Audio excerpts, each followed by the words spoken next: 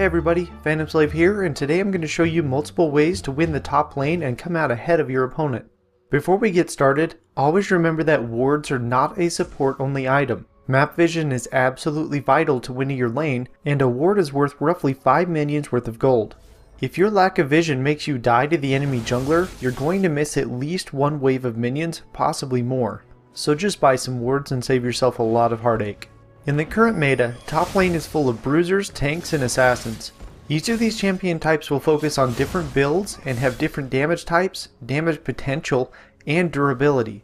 You'll need to build items that suit your champion while also countering what the enemy is both building and what they're capable of. Assassins tend to do a lot of burst damage and excel at weakening their opponents with multiple quick engagements before finally doing what their title says, assassinating their target. They're generally quite soft targets once you lock them down, and don't fare well against sustained damage champions if they keep getting caught. As an assassin, you'll want to build damage and some form of health regen to help you deal damage and stay in lane longer. Keep defensive items to a minimum, as you scale better with damage items than bruisers or tanks. Bruisers are a bit beefier and have more sustained damage, preferring slightly longer engagements than their assassin counterparts. Most bruisers have burst damage with some form of sustained damage afterwards, and if they can get their hands on an assassin opponent, the outcome is generally in the bruiser's favor. Build health items in either defensive items or health regenerating items. Your base stats and ability damage allow you to go with more defensive oriented builds to counter the damage of your opponent without destroying your damage output. Tanks have high durability but low to medium damage potential. They can use their abilities to deal small chunks of damage to their opponent while taking smaller amounts of damage themselves. Some tanks also have a decent amount of health sustain and will be able to simply stay in lane longer than their opponents, getting a lead in golden experience by slowly whittling away their enemies' health bars and forcing them to go back to heal. Health and durability is the name of the game for tanks. You want to be building defensive items to be your team's meat shield later in the game. Now that we have an idea of what to build, we need to look at how to get the items. Last hitting is simply the most important part of the laning phase. Even if you build items incorrectly and end up dying once or twice, as long as you are better at last hitting and can get a lead in CS, you'll be able to catch up and surpass your enemy in gold. Always remember that 20 minion kills is roughly equal to a champion kill. If you die twice in lane but have 40 more CS, then you're even in gold. On the flip side, if you lose 20 or more CS by harassing your opponent, then you're keeping yourself from getting a solid lead. Some champions are better at wave clearing than others, and you will at some point find yourself in the unfavorable side of the matchup.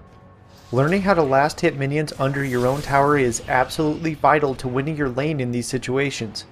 You also need to learn how to freeze the lane just outside of your tower's range when you are against high harass opponents. Your enemy isn't going to pounce on top of you while you last hit if they're going to soak up tower damage in the process.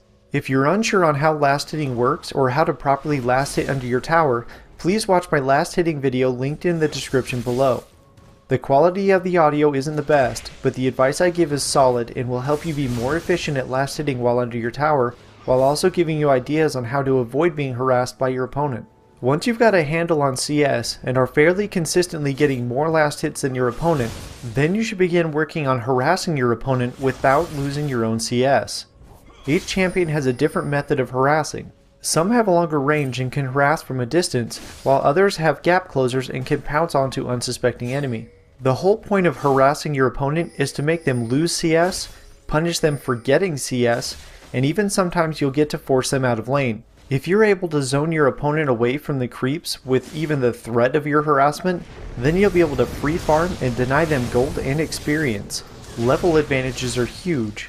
You have higher level abilities and more damage, plus the base stats that you get each level make you that much stronger. Now let's play a little make-believe. You're in lane and your opponent is pushing the lane pretty hard. Soon you've properly frozen the lane just outside of tower range and you see your opponent run right over your ward running down the river. At this point there are only two options you should ever choose. 1. Leave your tower and follow them to mid lane while pinging to let your mid lane know that you're on your way and that the enemy is missing. This makes it a 2 versus 2 in mid lane instead of the 1 versus 2 it will be if you don't go. The other option is to push your lane as fast as you can. Try to get as many last hits as you can while spamming abilities and clearing waves as quickly as possible. This forces the enemy team to make a choice. Go back top lane and protect the tower, or stay mid lane and try for a kill while losing their tower. As the lane begins to push, ensure you have ward vision in the river and possibly the tribe rush too. If the enemy comes back up top, punish them by harassing them in the large wave of minions. If they come at you and fight back, they'll be tanking at least 1.5 waves of minions, which will quickly make them regret coming after you. If your opponent is strong enough that you risk dying in an engagement, then simply leave the tower the moment you spot the enemy coming back up the river. Wards near Baron give you more advanced warning of your impending doom, and keep your eyes on the minimap and you'll be just fine. If you play a champion capable of quickly clearing the waves of minions, then practice it as often as you can. Learning the proper skill usage to get all of the gold out of a minion wave while still clearing it very fast is extremely important.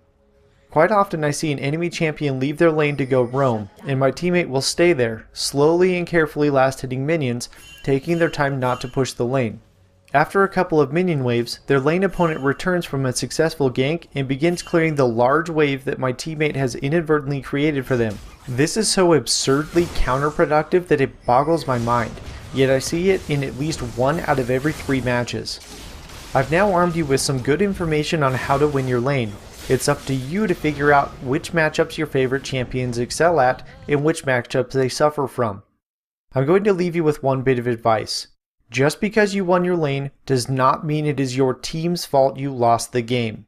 My next video will be about what you should be doing to help win not only your top lane, but help your team win the entire match. Thanks for watching. I hope you found this video informational and helpful.